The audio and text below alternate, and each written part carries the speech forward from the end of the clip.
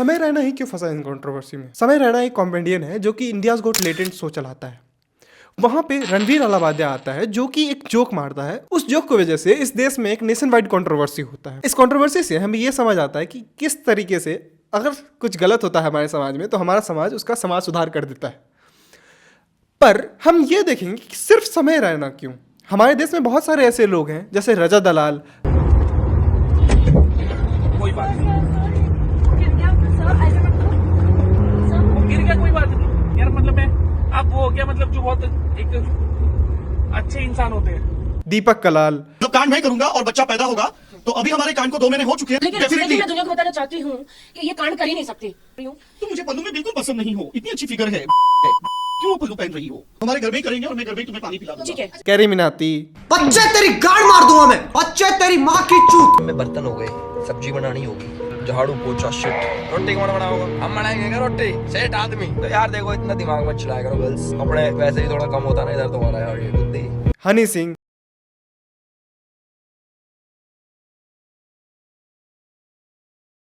ये सारे लोग अपने अपने तरीके से वल्गर कंटेंट और रिलेटेड टू सेक्स कंटेंट पेश करते हैं।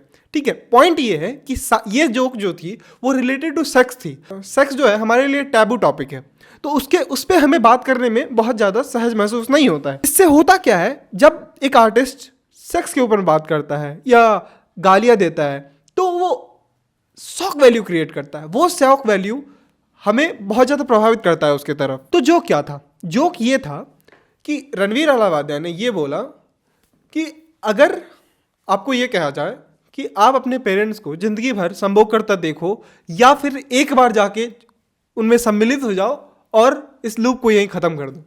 ये जोक था, अंग्रेजी में था। बशर्ते हम ये समझेंगे कि जो सबसे बड़ा मुद्दा था इस कंट्रोवर्सी में वो ये था कि हमारे बच्चे, हमारा कल्चर, हमारा संस्कृति जो प्रभावित हो रहा है बुरी तरीके से इन तरीकों के बातों से, उसका क्या, हम कैसे सुधारेंगे इस देश को, हम कैसे सुधारेंगे अपने बच्चों को जो बिगड़ रहे हैं इस तरह के कंटेंट को देखकर। तो अगर आपके बच्चों की बात करें तो इस तरह के कंटेंट को देखने से भी बहुत ज़्यादा प्रभावित होते हैं आपके बच्चे।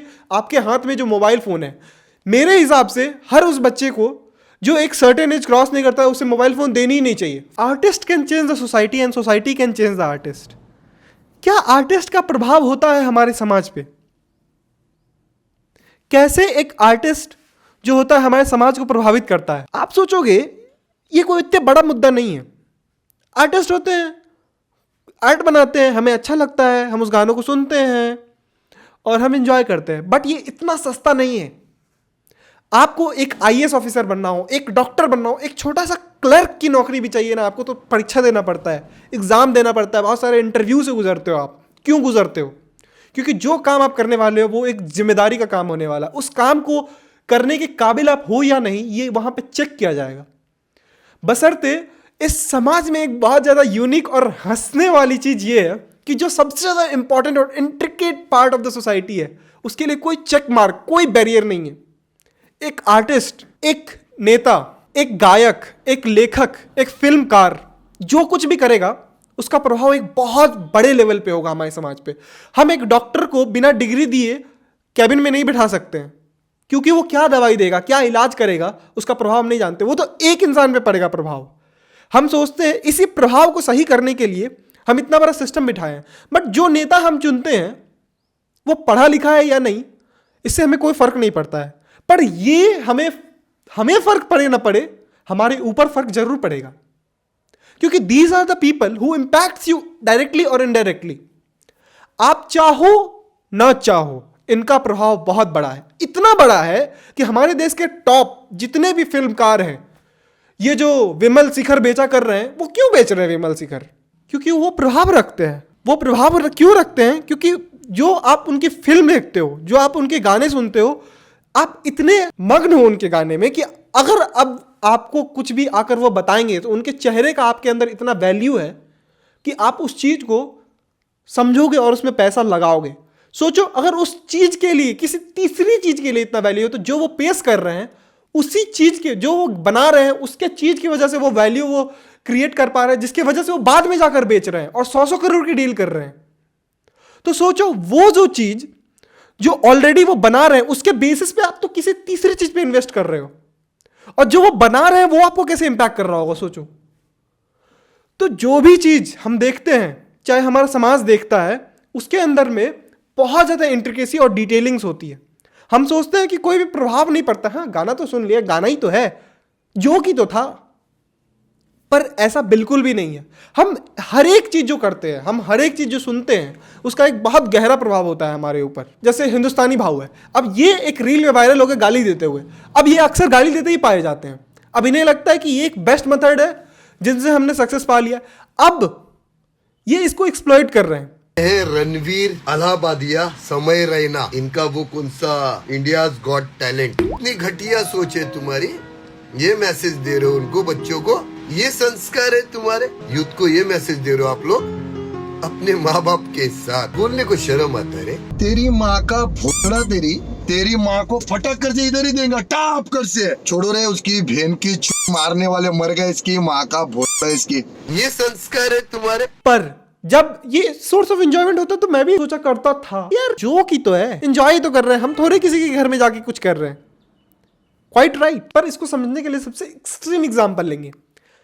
हनी सिंह, इन्होंने वॉल्यूम 1 गाना बनाया था। वॉल्यूम 1 गाना को एक बार जाके देखो, आपको पता चलेगा ये कितना डीपली दूसरे जेंडर को देखता है एक ऑब्जेक्ट की तरह। ये जो गाना है वो किस तरीके से प्रभावित करता है हमारे समाज को। अब जब जिम्मेदारी ठहराई गई तो ये वापस चले गए, वो अलग बात है कि गाना में इनका नाम है, पर उस समय मिमिक्री भी हो जाती होगी तो वो सही बात है, लेट्स लीव दैट। पर इन्होंने अभी एक नया ताजा गाना बनाया है जिस गाने का नाम मैनियाक है। अब इस गाने में इनका 2 भोजपुरी लाइन है। This line is so worse कि मुझे बताने में भी बुरा लग रहा है। लोग कह रहे हैं वाह भोजपुरी को इंटरनेशनल लेवल पे फेमस कर दिया गया है। और इस गाने का लाइन सुनिए। ये गाना का लाइन कहता है कि मेरा जो देवर है वो मुझे देखना चाहता है और मेरी चोली के अंदर वो चीज है उसको वो जबरदस्ती चूसना चाहता है। आप समझो कि इस चीज को सुनने में कितना बुरा लग रहा है ना मुंह से। कोई किसी के साथ जबरदस्ती कर रहा है, कोई किसी को सामान की तरह ट्रीट कर रहा है, कोई किसी की इच्छा को नहीं समझ रहा है, जबरदस्ती कर रहा है। बट इसके पीछे आप अच्छा सा प्रोडक्शन सेटअप लगा दो, इसके पीछे आप अच्छा सा म्यूजिक लगा दो, तो वो क्या बढ़िया कंटेंट हो जाएगा ना। फिर वो मांस उसे कंज्यूम कर पाएगी अच्छे से, मांस को एंजॉय करने में मजा आ जाएगा, है ना। अब इसी चीज को लेके एक बहुत अच्छी देवी हैं जो रील बनाती हैं, वो काफी अच्छी आर्टिस्ट हैं, पर उन्हें एक मैसेज आता है किसी तीसरे इंसान का। वो उन्हें कहता है कि आप हनी सिंह के अगेंस्ट नेगेटिव पीआर करो और आप बताओ कि कितना खराब कंटेंट ये बना रहा है। पैसा लगा के वो बंदा इनका नेगेटिव पीआर कराना चाह रहा है। तो वो युवती कहती है कि आप क्या एक्सपेक्ट करते हो हनी सिंह से, हैं कि वो अब भजन बनाएंगे? हैं आपको नहीं पता है कि उनका जॉनरा क्या है, वो कैसे टाइप के गाने बनाते हैं?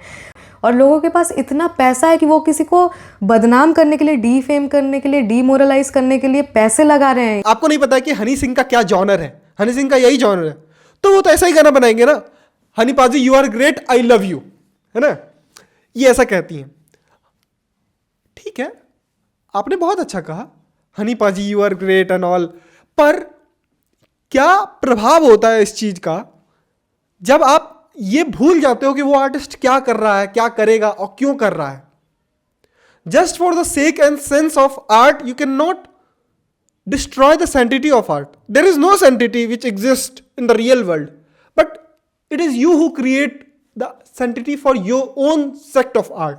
अब ये युवती कहते कितने बुरे लोग हैं जो पैसा लगाते हैं, जो पैसा लगाकर किसी का नेगेटिव पीआर करा रहे हैं। अरे जो पैसा लगा रहे हैं वो तो नेगेटिव है। क्यों नेगेटिव है भाई, क्यों नेगेटिव है?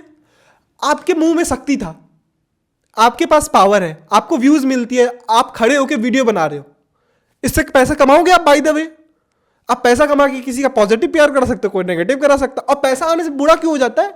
इंसान रोज रोज मेहनत करता है, उसी का दूसरा फॉर्म में पैसा, वो पैसा को यूटिलाइज कर रहा है as a method to promote his voice on a better level. जब कोई विमल बेच सकता है, जब कोई इलायची के फॉर्म में नशा बेच सकता है, जब कोई दारू बेच रहा है, तो किसी को अपनी बात पहुंचाने में क्या बुरा है? आपको लग रहा है ये नेगेटिव पीआर है? नेगेटिव पीआर, अगर किसी के नजर में कुछ नेगेटिव है उसके खिलाफ बोलना भी नेगेटिव हो गया तो गलत है ना। नेगेटिव को तो खत्म करना ही है, तो ये तो पॉजिटिव है, फिर नेगेटिव कैसा हुआ? और मिस्टर हनी सिंह इस चीज़ को कैसे जस्टिफाई करते हैं? ये बोलते हैं कि देखो मेरे तो गुरु AR रहमान रहे हैं, और AR Rahman who is the best artist ever existed, I have a great respect for him. देखो हम तो AR रहमान के फैन हैं, AR रहमान से हम सीखा करते हैं, वो उनकी गाना है, वो कैसे हर चीज़ के बारे में वो गाना बनाते हैं, और वो क्या बोलते हैं वो भी तो देखो।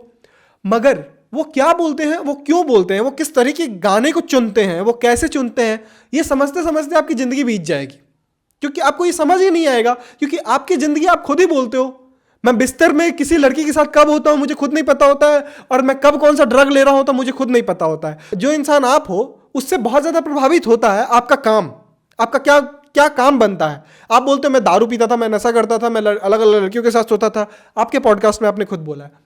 और आपका गाना कैसा था? 4 बोतल वोट का काम मेरा रोज का। बिल्कुल प्रभावित हो रहा है आपका काम है। आप अलग अलग लड़कियों के साथ सोते थे। आपका जो नया गाना है मैनिया, उसके अंदर में आप देख ही सकते हो कि आपने किस तरीके से लड़कियों के बारे में बात किया है। आपके लिए एक लड़की एक यूटिलिटी है, एक प्रोडक्ट है जिसको आपने एक्सप्लॉइट किया है to get the views and reach. और जहां तक बात रही AR रहमान की, तो AR रहमान जो गाना बनाते हैं, आपने बोला वो लस्टफुल टॉपिक्स पे भी गाना बनाते हैं, वो सेक्स के रिलेटेड भी गाना बनाते हैं। जैसे एक गाना है, बहुत अच्छा गाना है, I would say to listen to this song, दूर न जा मुझसे is a song from movie Sapne. अब ये सॉन्ग जो है पूरा अलाइंड है अट्रैक्शन के ऊपर, कि लेट्स से एक पर्सन है जो दूसरे महिला से आकर्षित है और वो उसके साथ इंटीमेट होना चाह रहा है, और उसके अराउंड ये पूरा गाना है। बट मैंने ये नहीं कहा कि अट्रैक्शन गलत है, मैंने ये नहीं कहा कि सेक्स गलत है, मैंने ये नहीं कहा कि इसको प्रेजेंट करना गलत है। Depending upon how you use a thing and present it, change the goodness and badness और the impact of it, because ये एक ह्यूमन इमोशन है। And if you represent anything it's not wrong, but you are not representing that thing. If that's your emotion, if that's your representation of the thing, then you should need to change the emotion or the feeling, whatever you are thinking of it. Because the only thing which is behind your art is money, is reach. Because what you have, आपके पास है क्या? शौक, sex और substance के अलावा। आपने यही promote किया है ना। आप पहले खुद बोला करते थे कि मैं तो नशा किया करता था, और अब मैं आके नशा के विरोध में आप बोलते हैं नहीं नहीं सूखा नशा मत करो। अब आपकी समझ में जब आएगा तो आप आके बता दोगे ये सही है और ये गलत है। पहले तो आप खुद गलत कर रहे थे। रीच, मनी, सक्सेस, ये एक आउटक्रॉप होता है हमारे वर्क का, हमारे ग्रेटनेस का। पर जब हम यहां तक सीधे पहुंचना चाहें तो इसके लिए काफी शॉर्टकट्स अवेलेबल है हमारे सोसाइटी में। शॉर्टकट्स कैसे? You don't know the shortcuts, but these are the loophole of the society, which many people exploit. Today, around the world, people talk about sex. People use abusive words. People talk about substance. Most of all, rap culture में काफ़ी आप देखते हो कि drugs के बारे में बात करना, सिगरेट के बारे में बात करना कूल है।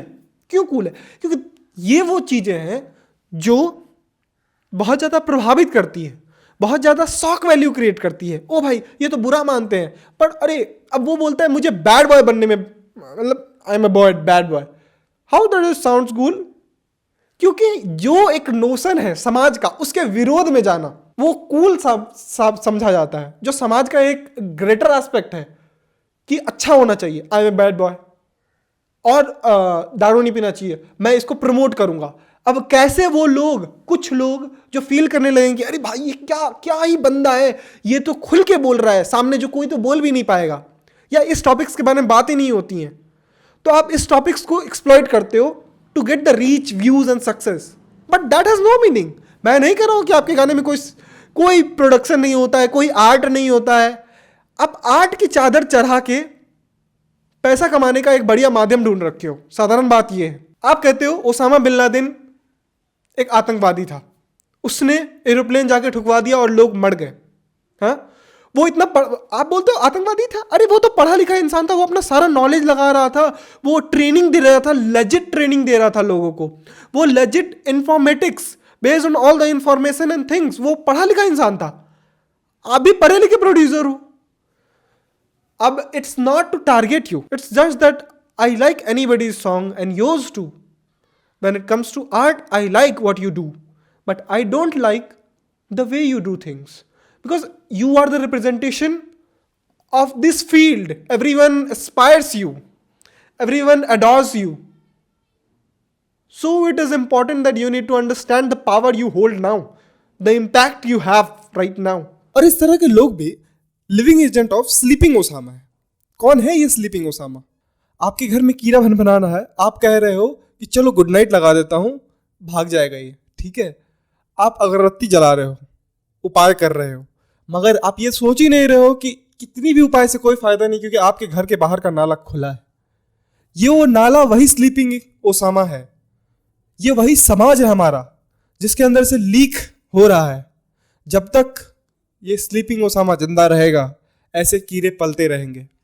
तो मैं यही कहूंगा कि इन आर्टिस्टों से नफरत करने के बजाय आप अपने समाज को बदलने में अगर बेहतर प्रभाव करोगे तो या तो ये आर्टिस्ट अपने आप बदल जाएंगे या तो ये खत्म हो जाएंगे. या तो आप अपना नाली हटा दो या ये कीड़े सुहागन होते रहेंगे. तो समस्या ये आर्टिस्ट नहीं है, बल्कि ये समाज है जिनके लूप होल्स को ढूंढ के ये आर्टिस्ट एक्सप्लॉइट कर. जब बात आती है आर्ट की, तो in the sense art is a form of respect which an artist pay to the work.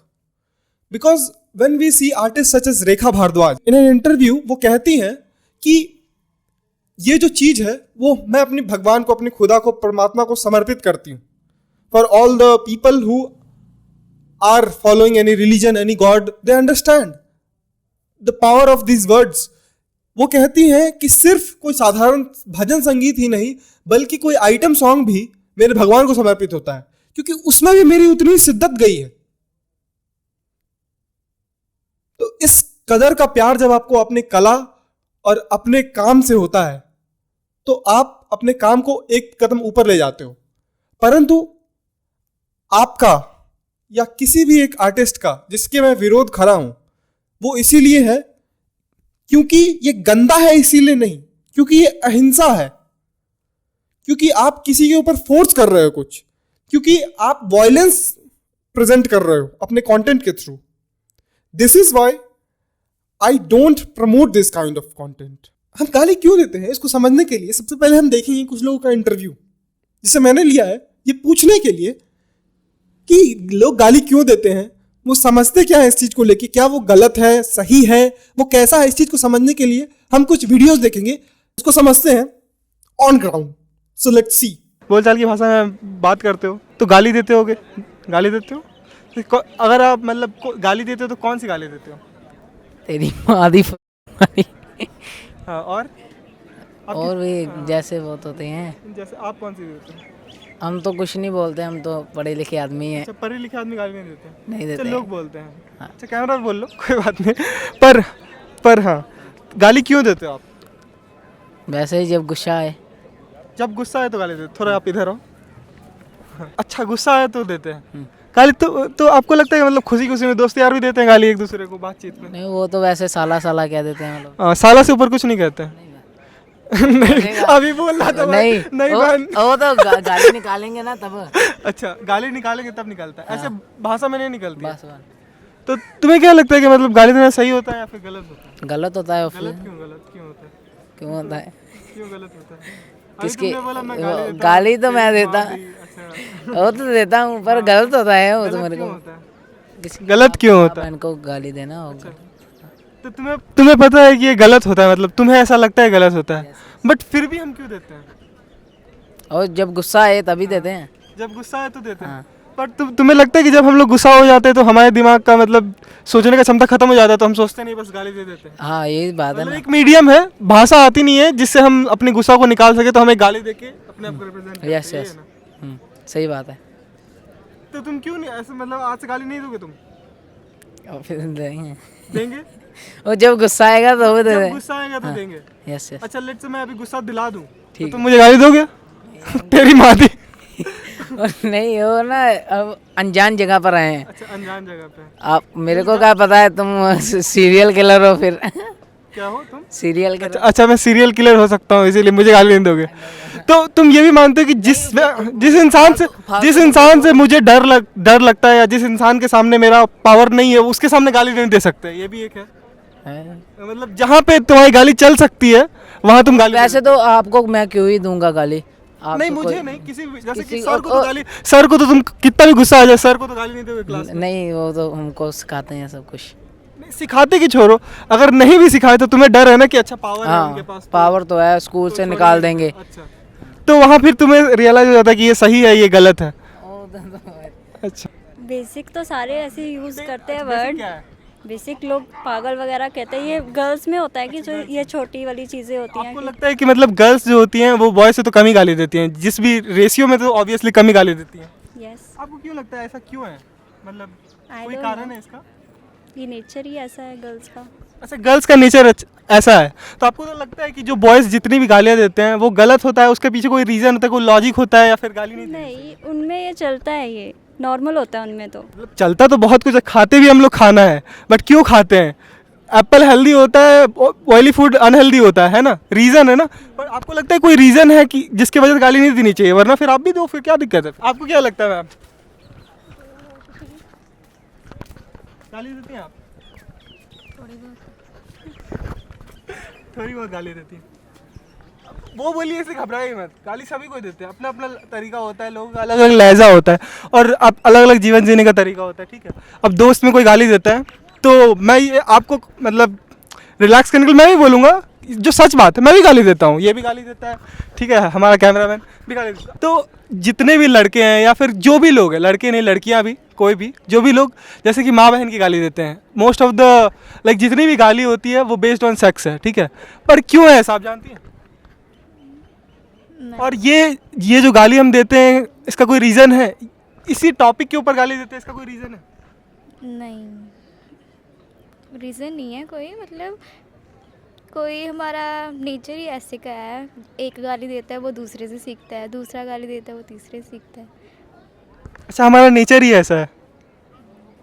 हमारा फ्रेंड सर्कल ही ऐसे का होता है, जब मतलब बैकग्राउंड ही ऐसे का होता है। पूरी दुनिया में गाली देते हैं, अंग्रेज लोग अंग्रेजी में गाली देते हैं, हिंदी वाले रीजन वाले हिंदी में गाली देते हैं, पंजाबी लोग जो होते हैं उनकी पंजाबी गाली होती है, और सभी में बहन माँ और सभी में लगभग सिमिलर गालियाँ होती हैं, है ना। हाँ, पर आपको रीज़न पता है क्यों होता है ऐसा? नहीं, reason नहीं, तो बेसिक इतना तो आप बोल ही सकते हो, अच्छा किसी को मतलब ज़्यादा से ज़्यादा चोट पहुंचा सके, इसके वजह से हम लोग गाली देते हैं ना। आपको क्या लगता है? आप सिर्फ नॉट कर रही हैं। कुछ कहना चाहेंगे आप उन लोगों को जो गाली देते हैं कि आपको गाली देना चाहिए, नहीं देना चाहिए, या इस तरह की गाली देना गलत होता है? माँ बहन की गाली देना गलत होता है, फ्रेंड सर्कल में होता है, नॉर्मल गाली निकाल दी चलो ठीक है, लेकिन हम अपने माँ बाप को क्यों लेकर आ रहे हैं बीच में, है ना। तो सामने वाला बोलता है इसने मेरी माँ को गाली निकाली है, फिर मैं क्यों पीछे हटूँ, मैं भी इसको बहन को भी निकालूंगा, इसने माँ को निकाली मैं बहन को भी निकालूंगा, दो दो गालियाँ दूंगा, मैं ज़्यादा बड़ा हो जाऊँगा, लेकिन ये गलत बात है। कोई बड़ा नहीं होता, हम अपनी इज्जत दिखाते हैं लोग। अच्छा, लेट्स, आप तो ये बात सही बोल रही हैं, मैं अग्री करता हूँ इस चीज़ से। अगर आपको कोई बहन या माँ की गाली देते तो आप कैसे रिस्पॉन्ड करोगे उसे? वो अपना औकात दिखा रहा है, मैं तो कुछ नहीं बोलूँगी, मैं तो इग्नोर कर दूँगी, लेकिन हाँ जो आपको बुरा नहीं लगेगा? किसी भी, जैसे मुझे कोई बोलता है तो मुझे तो बुरा लगेगा, तो मैं क्या सोचूं, कैसे प्रोसेस करूँ इस चीज़? नहीं, मैं कुछ नहीं बोलूँगी, क्योंकि मैं गाली का जवाब मैं गाली में नहीं दूँगी। उसने तो अपनी औकात दिखा दी है, लेकिन आप अपनी, अच्छा तो आप अपनी भाषा से कैसे उसको जवाब दोगे? कुछ तो बोलोगी या फिर चुपचाप चली जाओगे? मैं कुछ नहीं बोलूँगी। तो आपको गुस्सा, तो आपको इस बात से बहुत ज़्यादा गुस्सा आएगा? हाँ, गुस्सा तो आता ही है, सभी को तो आता आप गांधी जी की शिक्षक मतलब स्टूडेंट हैं? नहीं, मैं गाली तो नहीं दूंगी, वैसे उसको जवाब दे दूंगी कि हाँ आपको ऐसा नहीं बोलना चाहिए था, गाली नहीं दूंगी। लेकिन क्योंकि भाषा में होती है गाली, कईयों की भाषा में होती है, भाषा तो हर एक भाषा में गाली होती है। इंग्लिश में, अमृतसर में तो बार बार पे निकाल देते हाँ, यहाँ जैसे इधर बोलते हैं बहन के बारे में बोलते हैं, वो हिंदी बेल्ट में माँ जो भी है हैं वगैरह बोल देते बोलते हैं, और मतलब इंग्लिश में भी बोलते हैं, मदर वगैरह बोलते ही हैं, बोलते हैं। बट आप तो बोले कि ये भाषा की बात होती है, बट फिर आप बोल रहे हो हर एक भाषा में, नहीं, हर में नहीं है, हर एक कौन सी भाषा में नहीं है? भी हो जाता है ना एरिया के हिसाब से। अच्छा, एरिया के हिसाब से अलग अलग तरह तरह का भाषा गाली होता है, ये कह रहे हो ना? अमृतसर वाले निकालते हैं बात बात पर। अच्छा, ज़्यादा निकालते हैं अमृतसर वाले, ज़्यादा निकालते हैं। हमारे माझे वाले में बहुत निकालते हैं गाली। क्यों मज्जा? अच्छा, ये बता दीजिए मज्जा क्या है? मतलब पंजाब में 3 तरह का एरिया है ना, 3 या 4 तरह, मालवा बाबा, माझा, मालवा, दोआबा, ये 3 एरिया है पंजाब में जहाँ पे पंजाबी अलग अलग तरीके से बोली जाती है।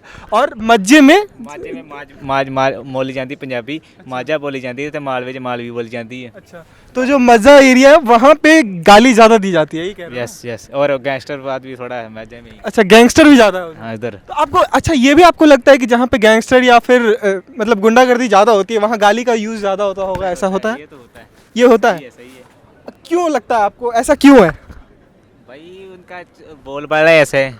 मतलब अगर गाली नहीं दे तो सेंस नहीं बन पाएगा वो। वो अपना थोड़ा सा हिंट रखते हैं ना, अपनी एटीट्यूड में रखते हैं। नहीं पड़ेगा ना गाली के बिना। अच्छा, तो मतलब गाली रखने से वैल्यू बनता है मार्केट में? नहीं, मार्केट कौन सी है, लेवल है थोड़ा। मार्केट में वही लेवल बढ़ता है, वैल्यू बढ़ता है, लोग देखते हैं अरे भाई ये गाली दे सकता है, हर कोई गाली दे सकता है। सभी उससे तो फिर फिर ये इसने गाली निकाली, फिर तो ये कुछ होगा तो आप गाली इसलिए नहीं देते हो? हम। आपसे तो कोई अभी बोला गाली नहीं देता हूँ मैं। हाँ देखो देखो पकड़ा गया ये बंदा, ये बोला मैं गाली देता हूँ, ये मुझे देता पर ये खुद गाली नहीं देता है। एक दूसरे को गाली निकाल लेते हैं, गाली थोड़ी निकाल बहुत लेते चल लेता है थोड़ा सा। अच्छा, तब तो एक दूसरे को नहीं देता है ना? क्या दूसरे को वो ऐसे थोड़ी किसी को निकालेंगे, जैसे जानते नहीं हमें तो ऐसे थोड़ी निकाल सकते हैं। तो जो गैंगस्टर लोग होते हैं तो किसी को भी गाली देते हैं? भाई वो उससे कोई परेशानी करेगा उसको, जैसे उसके गाड़ी को कुछ। तो आपको कोई परेशान करेगा तो आप गाली दोगे? हैं? परेशान करेगा तो गाली दोगे जैसे गैंगस्टर देते हैं? हाँ थोड़ा बहुत तो फिर हम करेंगे कुछ अपना। तो फिर मतलब आप भी गैंगस्टर हो? कैसे अलग हो, मतलब आप नहीं, बोल रहे हो गैंगस्टर की तो बात, गलत होता है, गैंगस्टर की बात नहीं है, गलत है आपके हिसाब से? गैंगस्टर की बात नहीं है, थोड़ा सा अपना एटीट्यूड भी होता है, जैसा ठीक है, लेवल होता है अपना एक। अच्छा, लेवल, गाली देने, गाली अगर हम दे, गाली नहीं दे तो एक लेवल घट जाता है हमारा। जैसे कोई डाउन बंदा है ना, जैसे भी कोई नॉर्मल बंदा है, जैसे वो तो होता है जैसे सीधा सीधा रहेगा, जैसे थोड़ा सा एटीट्यूड वाला बंदा है ना, थोड़ा सा अपना स्टैंड रखता है, वो तो थोड़ा सा रहेगा भाई, उससे तो उसकी किसी के बात जेल ही नहीं जाएगी उसकी। जैसे कोई गाली निकालेगा फिर वो निकालेगा, वो भी फिर वो ठोकेगा उसको, कोई बात नहीं मैं ठोकूंगा तुझे, ऐसे करता है वो। इसका लेवल है, लेवल अपना बना के रखता है वो। तो आपका तो उतना लेवल नहीं है अभी? हमारा लेवल है, हमारा भी। हमारे हिसाब का लेवल है। हाँ ये तो है, सभी का अपने हिसाब से लेवल होता है ना। चलो ठीक, हम फेमस हो जाएंगे भाई। हाँ भाई फेमस हो जाओगे, पहले मैं भी फेमस हो जाऊँ उसके बाद। तो पॉइंट ये है ना कि हम लोग जैसे गाली देते हैं, ठीक है, सभी को गाली देता है। अच्छा, गाली देते हो ना? थोड़ी थोड़ी, मैं तो थोड़ी थोड़ी देता हूँ, मतलब ज़्यादा नहीं। कितना ताकि मैं भी बोल सकूँ। हाँ कितना, अब एक बार बेसिक देते हो या फिर एडवांस? नहीं, मैं बेसिक ही देता हूँ, एडवांस में नहीं जाता। बेसिक, और जब सामने वाला दे तब मतलब ऐसे। तो फिर अपना फिर डिक्शनरी निकाल चलती है तब वही। डिक्शनरी निकालते हैं आप भाई? बेसिक। अच्छा, क्या आप बेसिक गाली देते हो? एक कुत्ता साला कमीना। ये तो कैमरा में बोलने में सुंदर लगता है ये, बट बताओ और बेसिक गालियाँ। नहीं भाई, बाकी इनसे पूछो ऐसे गालियाँ। हाँ मतलब अभी हम सी तक पहुंच गए, आगे।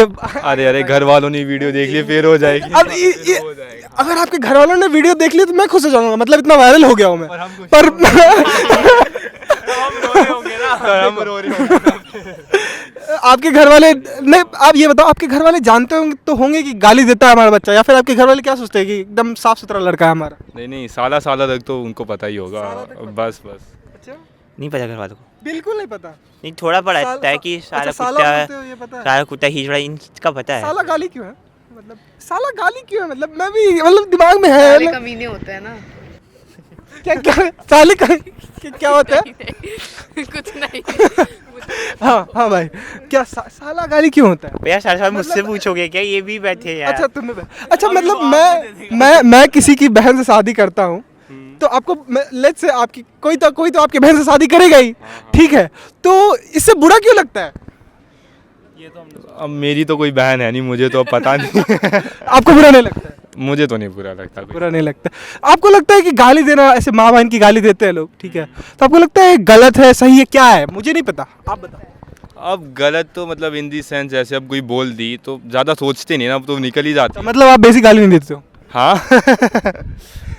अब वो कोई फीलिंग में ले ले, अब कोई किसी को बुरा भी लग जाता है ना, कोई गाली दे दो तो डिपेंड करता है। तो ज़्यादातर माँ बहन की गाली आप कब देते हो? जब खुश होते हो, लोगों से मजाक करते रहते हो, दोस्ती में देते हो, या फिर गुस्से में देते हो? दोनों ही सिचुएशन में करता है। अब कब गुस्से में दे दो फिर तो बुरा ही लगता है, ऐसे दोस्तों को ऐसे बोल दो, लेते भी नहीं है वो, ऐसे बस ऐसे शब्द बन गया है ना, मतलब कोई मतलब ही नहीं देखते अब उसका। अच्छा, उसका कोई मतलब नहीं है, बस हम लोग बोलते हैं। तो मतलब आप तो फिर बंदर जैसे हो गए, दिमाग ही नहीं, बस बोले जा रहे कुछ भी। जैसे हो गया, साला हो गया। शक्ल से भी तो लगता है अरे कैमरा भी तो घुमाओ यार उधर। मतलब अब कोई जैसे कोई भी दे दी अब कोई गाली मतलब तो अब इन द सेंस थोड़ी ना पूरे की मतलब अब सोच लिया अब यही मतलब है उसका मतलब कैजुअल मतलब बस निकल जाती है ना अब मतलब वही है। तुम बताओ भाई क्या मतलब क्या क्वेश्चन क्या था? गाली दे तुम कभी हाँ कभी हाँ कभी मतलब टाइम कुछ डाइट प्लान बनाया गाली का ऐसा कभी कभी देता हूँ।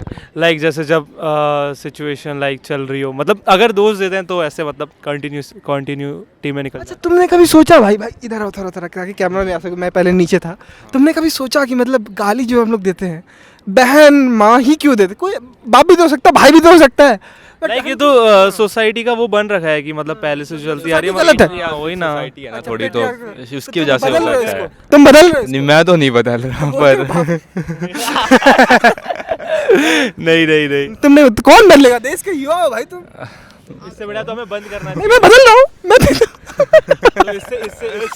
इससे बेहतर तो ये होगा कि हमें देनी नहीं चाहिए। हाँ देनी नहीं चाहिए। क्यों अगर नहीं हम- देनी चाहिए, क्यों नहीं देनी चाहिए? क्योंकि मतलब फिर वो सेंस नहीं बनता ना। हाँ लॉजिकली नहीं है ना, है ना।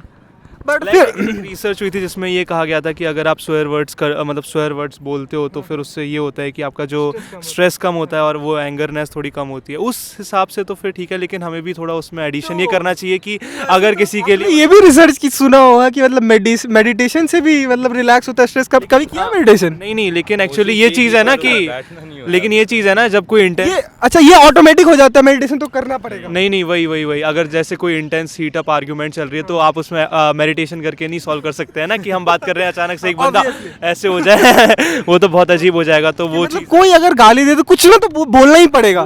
तो बेस्ट मेथड होता है कि आप उसको गाली दे के चिल्लो। या फिर एक और हमारे जैसे अभी हम पढ़ रहे हैं तो हमारे सर ने एक चीज़ बताया था कि अगर आपको कभी गुस्सा आ रहा है तो गाली देने से बढ़िया एक चीज़ कर सकते हैं कि अपने जो सांस है उस पर कंट्रोल करें। कि लाइक जब हम हीटेड आर्ग्यूमेंट तो दो में गाली आप सांस लोगे? नहीं अच्छा वो भी एक अलग चीज़ हो गई। फिर हम उस पर डिफरेंट पर्सपेक्टिव ये बना सकते हैं कि सामने वाला तो चलो छोटे दिमाग का है, हमें क्या मतलब उससे, हम क्यों दें हम अपना मुंह क्यों खराब करें। तो ये कुछ अल्टरनेटिव्स हैं जिससे कि हम गाली मतलब रोक सकते हैं। हाँ बेहतर बना। आप भी सोचते हो जो ये बोल रहे हैं ये कुछ रिलेटेबल है या फिर कोई फालतू चीज है? ये सब गाली चिल है यार, दोस्ती में तो देंगे नहीं तो फिर दोस्ती कैसे चलेगी? नहीं ऐसा तो नहीं है, बिना गाली दिए भी दोस्ती बन सकती है अब कोई बिना गाली दिए हुए अब मतलब ऐसे गाली मेजर हाँ मेजर ऐसे हर शब्द आप तो बिल्कुल गाली नहीं देते हो अपने मतलब किसी भी दोस्त के साथ? नहीं ज़्यादातर तो मैं कहीं नहीं ऐसा बोलता किसी को। उधर देखिए इनकी दोस्त है जो काफी मुंह बना के इन्हें चिढ़ा रही है।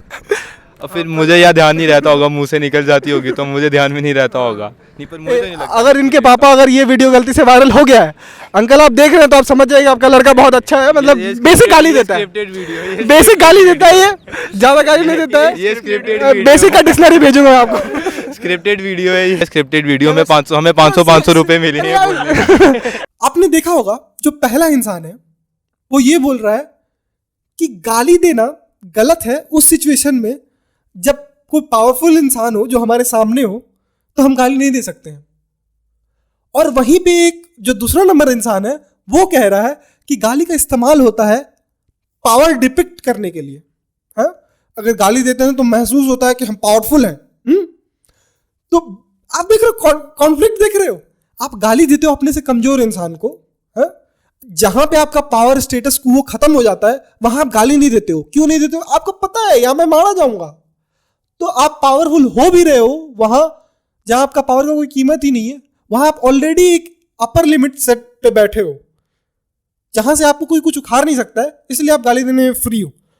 इफ ये लड़ाई मार की बात हो रही है, ये कोई कॉन्फ्लिक्टिव जोन की बात हो रही है, पर मजाक की जब बात होती है तो यहां पे आप देखोगे एक युवती है जो बोल रही है कि गाली देना बहुत गलत होता है, क्यों हम किसी माँ बहन के बारे में गलत बोले। तो ये बहुत ज्यादा फील होता है कि गलत बात है, ओह नहीं देना चाहिए गाली।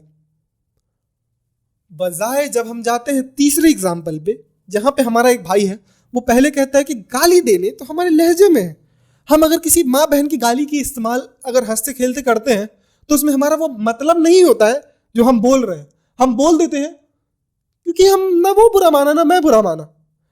लेकिन थोड़ा समय बीतता है और फिर उसके बगल वाला दोस्त बोलता है न कि नहीं, बिना गाली दिए बिना भी हम दोस्ती बना सकते हैं और गाली देना अल्टीमेटली गलत है। फिर ये इंसान जो ओरिजिन पॉइंट वाला इंसान है ये बोलता है कि हाँ बिना गाली की भी दोस्ती हो सकती है, ये जरूरी तो नहीं कि हम गाली दें। पॉइंट ये है कि कुछ चीजें हम करते हैं पर हमें पता नहीं है क्यों करते हैं। हम मियर कंफ्यूजन में हैं कि हम क्यों करते हैं या नहीं करते हैं। तो इन सभी लोगों में सबसे ज्यादा इंप्रूवमेंट का स्कोप मुझे तीसरे इंसान में लगा।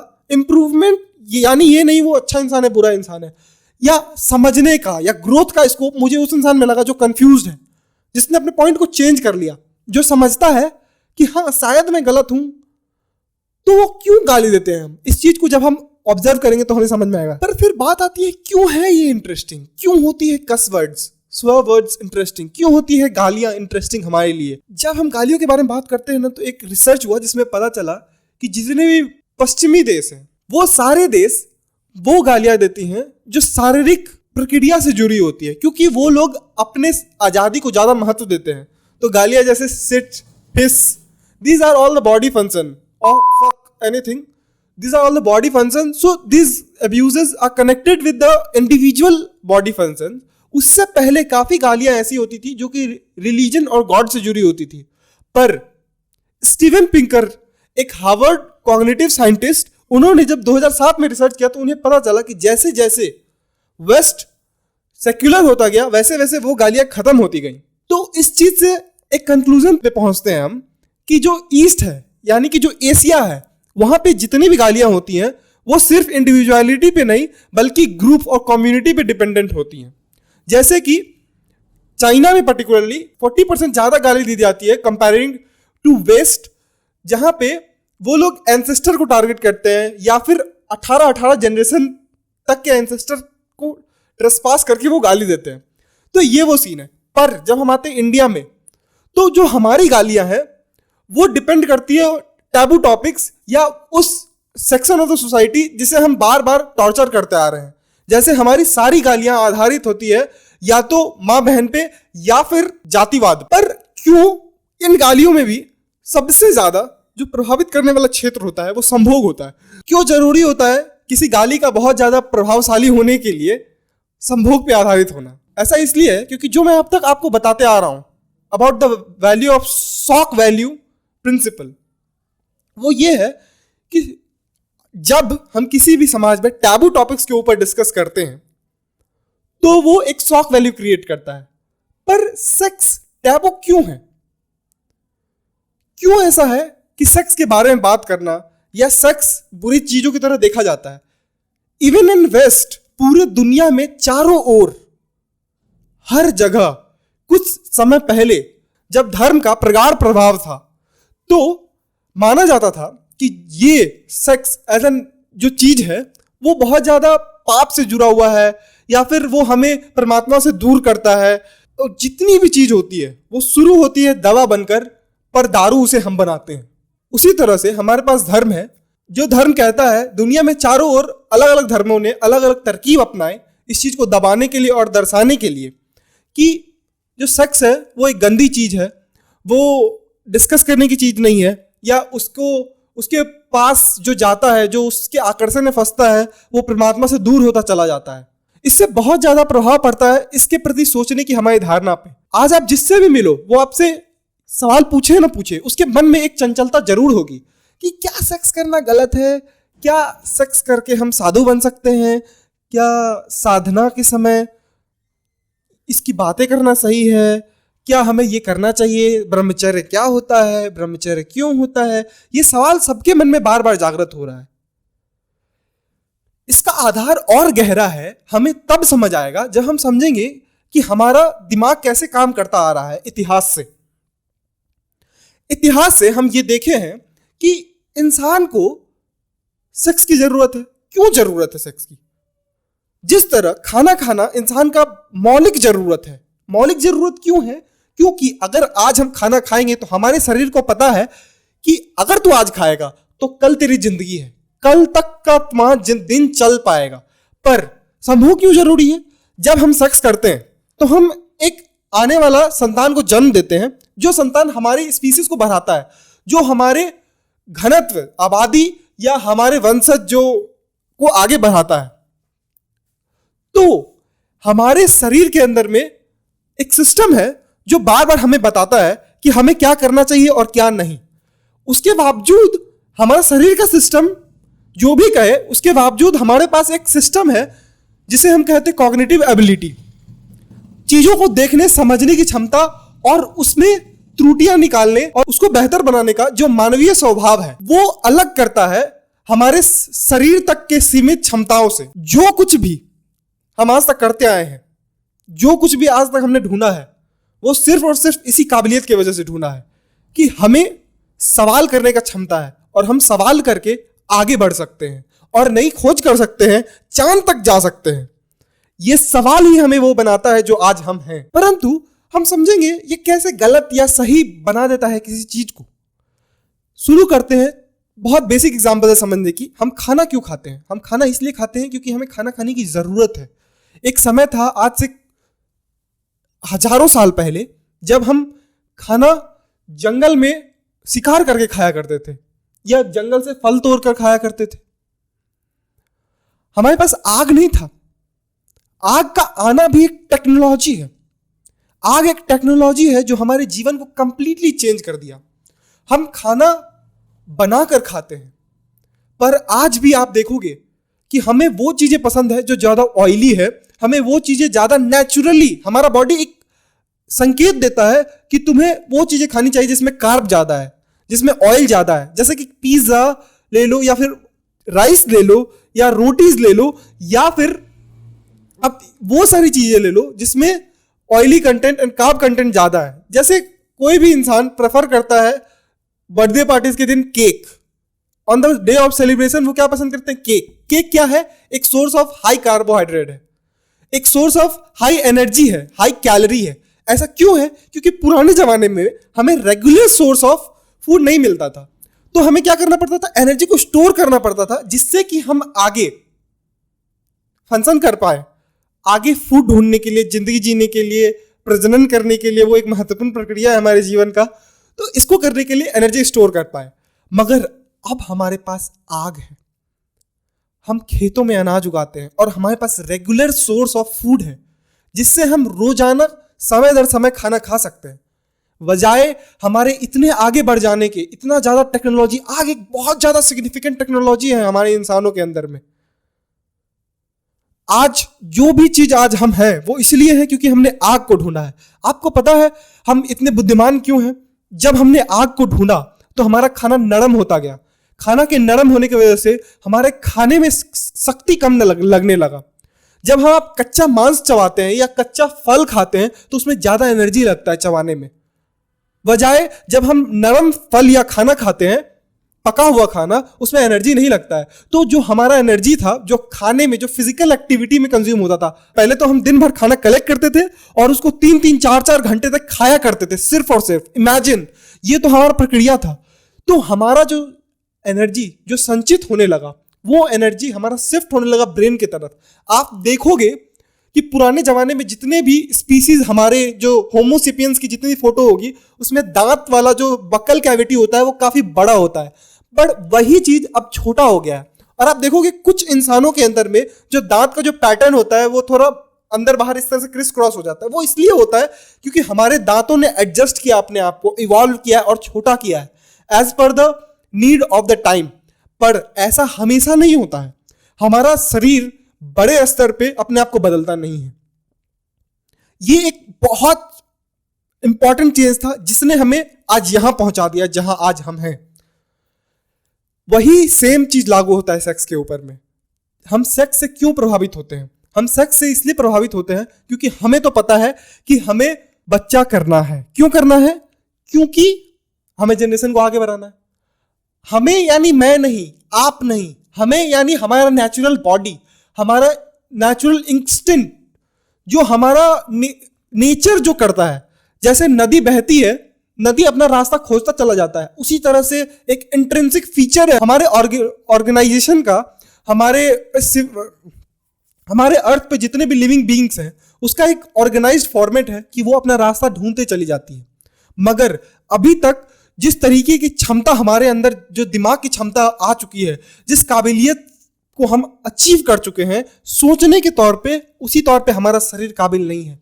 हमें नहीं पता होता है कि क्यों हमें सेक्स करने की इच्छा हो रही है। मुझे बच्चा नहीं करना है, मुझे कोई भी आने वाला संतान नहीं चाहिए, वजह इसके मेरा शरीर मुझे कह रहा है कि मुझे सेक्स करना है, या आपका शरीर आपको कह रहा है कि आप काफी ज्यादा उत्तेजित हो या आकर्षित हो। जरूरी नहीं आपको सेक्स करना ही है, यही एक मुद्दा है। आप आकर्षण से प्रलोभित हो, मगर आपको लगता है इसका कोई सेंस नहीं बनता, मुझे तो ऐसा कुछ नहीं करना है। यही सेम चीज जब कुत्ते बिल्लियों में होती है तो ये इतनी समस्या की बात नहीं है। कुत्ता बिल्ली हर दोपहर पे आराम से अपनी जिंदगी में सोचना नहीं है, खाना नहीं है, खाने की चिंता नहीं, सोचने की चिंता नहीं, वो आराम से जिस समय उन्हें संभोग में संलिप्त होना होता है वो होते हैं, और उन्हें सोचने की जरूरत नहीं पड़ती है क्योंकि उनके अंदर वो काबिलियत ही नहीं है। पर हमारे अंदर ये जो काबिलियत आ चुकी है, ये भी एक फॉर्म ऑफ टेक्नोलॉजी है जो हमें मदद करता है, और सेम समय पे ये हमें बहुत ज्यादा परेशान करता है कि मैं ये चाहता नहीं हूं पर ये हो रहा है, मेरे ये कंट्रोल के बाहर है, हमारे समझ के बाहर है ये चीज। और इसके वजह से हम एक गैप को देखते हैं। ये गैप जो है ना, ये टेक्नोलॉजी गैप है जो हमारे बॉडी और हमारे कॉग्निटिव एबिलिटी में डिफरेंस लाता है। पर ये सेम चीज देखा जाता है फूड में भी, ये सेम चीज देखा जाता है सेक्स में भी। पर जब एक बड़ा ऑर्गेनाइजेशन, समाज का एक ऑथोरिटी आपको फिर आके बोलता है कि देखो तुम सेक्स करते हो, काफी गलत चीज है ये, तुम सेक्स के बारे में आकर्षित हो, काफी गलत चीज है, तुम इन सारी चीजों के बारे में सोचते हो, गलत है, तुम्हें ब्रह्मचर्य को फॉलो करना चाहिए, तुम परमात्मा तक पहुंचोगे। बिल्कुल सही है, परमात्मा तक पहुंचना हमारा सबसे महत्वपूर्ण मकसद है। परम आत्मा का क्या मकसद है? परम आत्मा यानी आत्मा के परम तक पहुंच जाने को हम कहते हैं परमात्मा। हमारी बीइंग, हमारी एग्जिस्टेंस, इनफैक्ट ये जो वर्ड है वो यही कहता है कि हमारी कॉग्निटिव एबिलिटी, हमारा कॉन्साइंस, हमारा ऑब्जर्विटी का जो पावर है वो परम यानी मोस्ट अपलिफ्टिंग पॉइंट पे जब पहुंच जाएगा तो उसे हम कहते हैं बेस्ट स्टेट। यानी आपका जो रियल फॉर्म ऑफ स्पिरिचुअलिटी है वो भी यही कहता है कि आप अपने कॉग्निटिव एबिलिटी को ऊपर ले जाओ। पर यहां कॉग्निटिव एबिलिटी और बॉडी साइंस के बीच में एक कॉन्फ्लिक्ट है, और इस कॉन्फ्लिक्ट को बहुत ज्यादा एक्सप्लॉइट करता है बहुत सारा रिलीजियस डॉगमास। अब जब हम प्रभावित होते हैं इन सोच से तो हम क्या करते हैं, इंडिया में खासकर ऐसा होता है कि यहां पे लोग लड़की से बात करने में शर्मा रहे हैं, बात करना तक को गलत मान रहे हैं। माँ बाप अपने बच्चे को सिखाते हैं कि देखो लड़की से बात करना, लड़की तुम्हें धोखा दे देगी, या आप किसी दोस्तों के ग्रुप में देख लोगे दिस गर्ल ऑल बिचेस, कुतियां हैं ये सब, या फिर ये धोखेबाज होती हैं, ये कैसे, इनका कैरेक्टर बहुत खराब होता है, ये फायदा के लिए इस्तेमाल करते हैं, ये बस पैसा चाहती हैं। और लड़कियों के ग्रुप में एक अलग ही कन्वर्सेशन चल रहा होता है जो कि बहुत ज्यादा अलग होता है, क्योंकि ये जो दो जेंडर है इसको कन्वर्स करने ही नहीं दिया जाता है फ्रीली। ये एक्सपीरियंस ही नहीं कर पाते हैं उस पार्ट को, उस रिलेशनशिप को, या एक फ्रेंडशिप को जिससे ये सामने वालों को इंसान के तौर पे देख सके। हमारे देश में आज भी 50 साल के बूढ़े एक 18 साल की युवती को इसलिए ताड़ा जा रहा है क्योंकि उसने उस समय में वो काम नहीं किया जिस समय में उसे वो काम करना चाहिए था, और आज उसका शरीर और वो एक ग्रसित है एक मानसिक और शारीरिक बीमारी से। हमारा देश पीड़ित है पूरी तौर पे। अब बात तो करते नहीं हम, तो क्या करना है, आकर्षण तो आ रही है, आकर्षण तो होगी। अब आकर्षण हो रही है तो हम क्या कर रहे हैं, या तो कुछ हिम्मत वाले हैं तो वो जा रहे हैं, उसे कह रहे हैं कि अच्छा अच्छा अच्छा तुम बहुत सुंदर दिख रही हो, अच्छा अच्छा तुम बहुत प्रभावित हो, I love you, I love, मैं जानता नहीं तुम्हें, मैं तुम्हें पहचानता नहीं, आई लव यू। ये क्या बात हुई भाई? Is there any sense which makes out here? हम इंसान हैं, हम सोचते हैं, और फिर उसे रियलाइज होता है अरे मैं गलत तो नहीं कर रहा हूं कुछ, ये गलत चीज होती है प्यार मोहब्बत। फिर ओ सही कह रहे थे वो लोग सही नहीं कह रहे थे। सच्चाई ये है कि उन लोगों के प्रलोभन में आके आप साधारण बातचीत, कांटेक्ट करना तो छोड़ दियो, दूसरे जेंडर को एकदम दूसरा ही देखना शुरू कर दियो, और इसके वजह से इतना ज्यादा गैप क्रिएट हो गया है कि आप अब ये सोचने लगे हो कि मैं जो ये नेचुरल सी चीज कर रहा हूं वो गलत है। पर यह नेचुरल सी चीज गलत इसलिए लगने लगता है क्योंकि आप एक बिजनेस कर रहे हो ना, आप उस इंसान को नहीं जानते हो, पर आप उस इंसान से एक्सपेक्ट कर रहे हो, आप उस इंसान को पहचानते नहीं हो, जानते नहीं हो, there is no friendship, there is no bond, there is no companionship between each other, और आप डायरेक्ट जाके बोल रहे हो I love you. You don't love her. You don't love him. You love his body. You love her money, whatever it is. So, आप जानते हो कि आपको वो पसंद तो नहीं आया, तो आप सीधे जाके बोलो, तुम काफी सुंदर दिखती हो मुझे, नहीं, तुम काफी काबिल दिखती हो मुझे मेरे बच्चे की मां बनने के लायक, ये बोलो ना. ये नहीं बोल पाओगे क्योंकि ये आप बोल नहीं रहे हो, ये तो आपका शरीर बोल रहा है, ये आपकी प्राकृतिक स्वभाव है. और जब ये होता है तो आपको लगता है अरे नहीं कुछ गलत हो रहा है.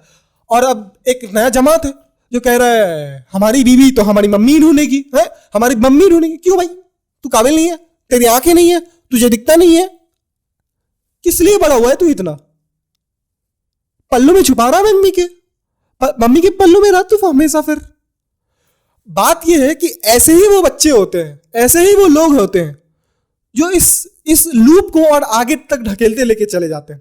अब लेट से इनकी शादी होती है, ये पहली बार किसी दूसरे जेंडर के कांटेक्ट में आते हैं, ये बातचीत करते हैं, सीधे अरेंज मैरिज और ये सीधे सुहागरात के बिस्तर पे पहुंचते हैं. शरीर का आकर्षण तो है ही, इन्होंने जन्मों से लड़की को देखा नहीं है, बात नहीं किया है, छुआ नहीं है, समझा नहीं है, पहचाना नहीं है, पर शरीर का आकर्षण तो अप्रभुत है, सालों की एनर्जी को जमा के जो रखा है. और उसी दिन, मैं ये नहीं कह रहा हूं ये लड़कों के लिए, ये लड़कियों के लिए भी है, और उस दिन इनका शारीरिक संबंध बन जाता है.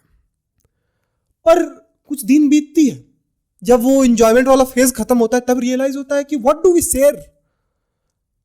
मैं ये नहीं कह रहा हूं कुछ लोगों का गलती से सही जोड़ा बन जाता होगा, वो अलग बात है, पर मौजूदा स्थिति में बड़े लेवल पे चीज ये हो रही है कि ये शादी बिल्कुल एक ताश का पत्ता सा खेल बन चुका है इस देश में.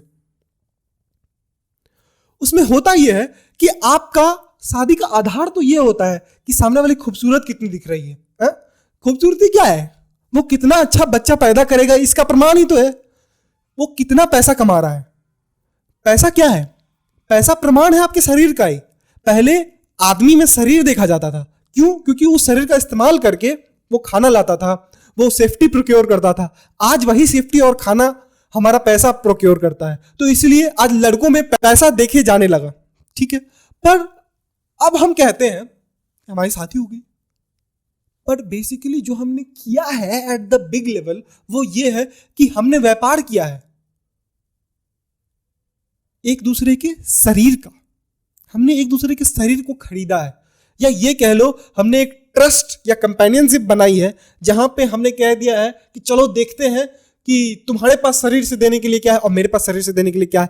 जब आपका शरीर देने को समाप्त हो जाता है, जब आप सोचते हो चलो इससे बात तो करो कुछ, जब आप बात करना अरे यार ये कितना खराब आदमी है, ये लायक नहीं, ये ऐसा नहीं है, तो क्या होता है अपने आप को बॉर्डर कर लेते हैं लोग, और उसके बाद अपना एक डेफिसिट और एक संचिमित और नियमित सेक्शन बना लेते हैं. जहां पे आप भारतीय समाज में देखते होंगे कि महिलाएं ओढ़ के आती हैं. ऐसे जब भी आप शादी में देखते होंगे तो महिलाएं ऐसे घूंघट लेके आती हैं. घूंघट क्यों लेके आती हैं? अरे भाई आप धन लुटाते थोड़े चलोगे, उनका धन क्या है? उनका सूरत ही तो समाज ने यही बताया ना कि उनका सूरत ही उनका धन है. तो अगर उनका सूरत ही धन है तो धन को तो छुपा के तो चलना पड़ेगा. ये शादी ही नंगापन है इस समाज का, जो आपको दिखता है इतने खुले, बट कोई समझ नहीं पाता है. बशर्ते आप देखोगे कि एक इंसान जो इस व्यापार में संलिप्त होता है वो एक माध्यम ढूंढता है इस चीज से बचने के लिए, या इस चीज से इग्नोरेंट होने के लिए कि अच्छा नहीं कोई बड़ी प्रॉब्लम नहीं है, शादी एक पवित्र रिश्ता है, ये जन्मों जन्मों का रिश्ता नाता है. अरे तू 2 दिन बात तो कर रहे ढंग से, लड़ाई तेरी आज हो रही है और तू बोल रहा है कि जन्मों जन्मों का रिश्ता है.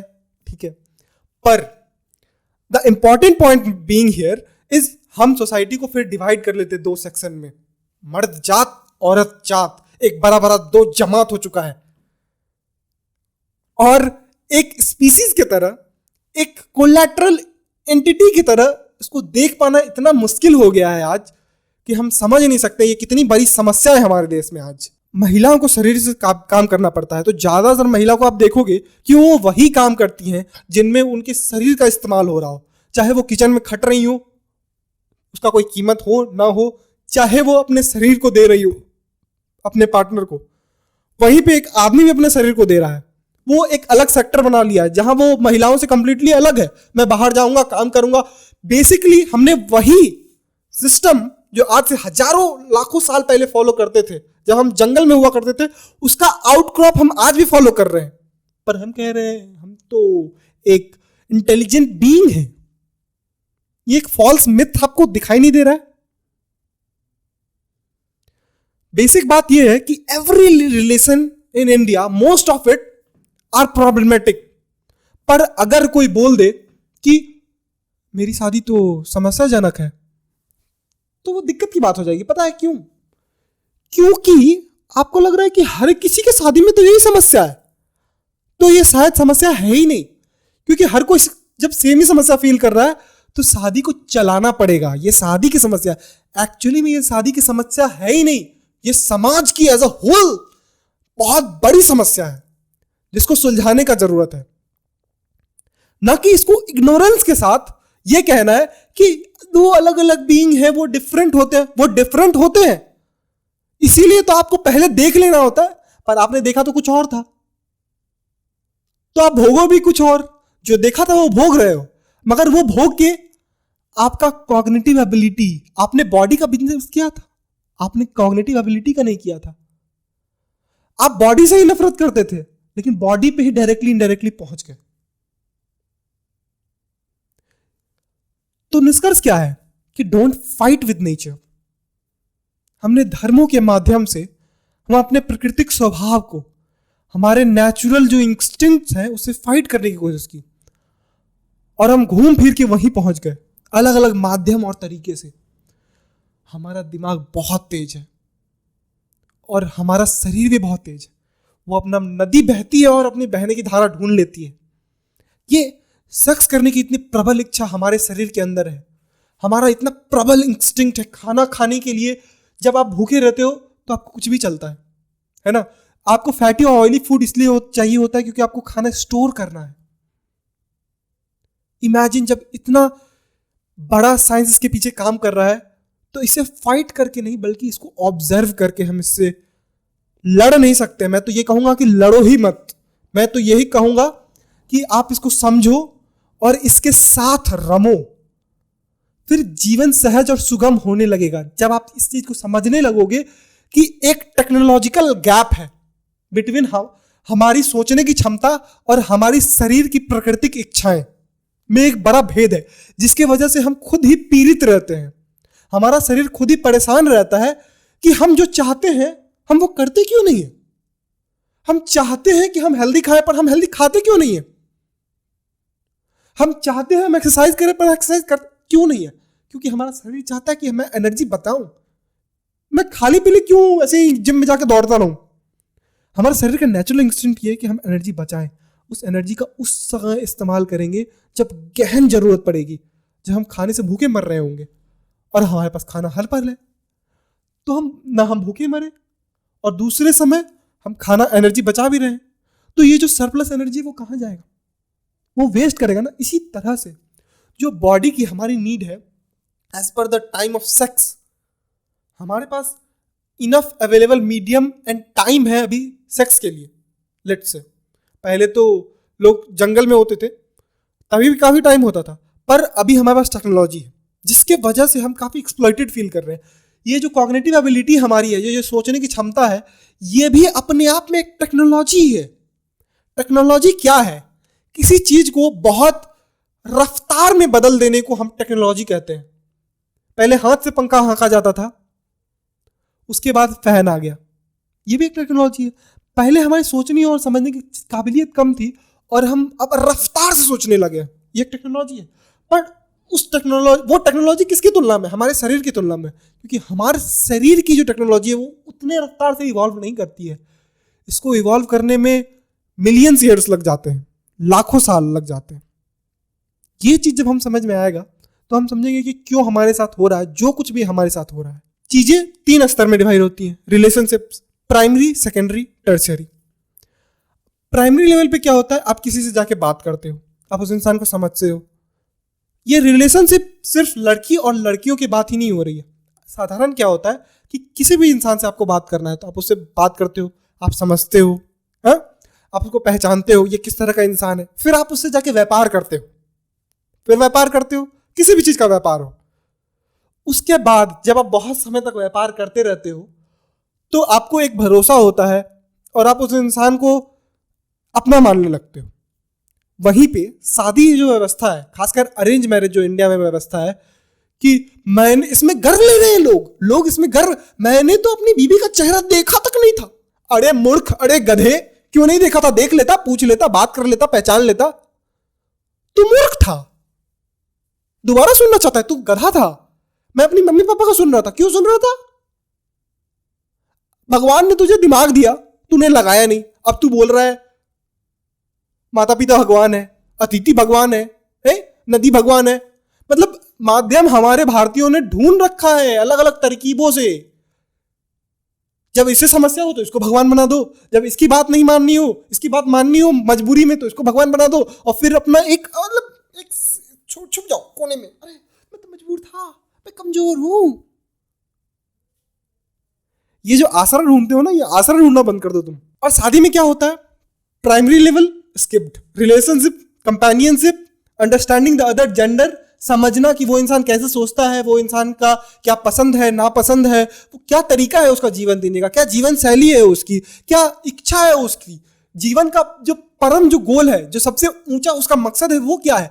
ये सब कुछ जाने बिना आप पहुंचते हो व्यापार में।